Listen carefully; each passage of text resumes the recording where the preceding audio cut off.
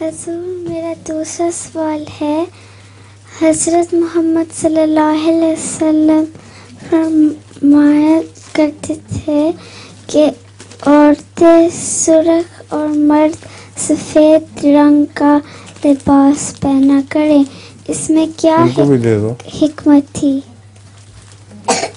عورتیں سرخ لباس پہنا کریں اور مرد سفید لباس، اس میں کیا حکمت تھی؟ یہ کہاں ہے حکم؟ کوئی نہیں ہے. حضرت رسول پاک کہتی ہیں فرمایا کرتے ہیں. غلط ہے، یہ ایسا کوئی حکم نہیں ہے.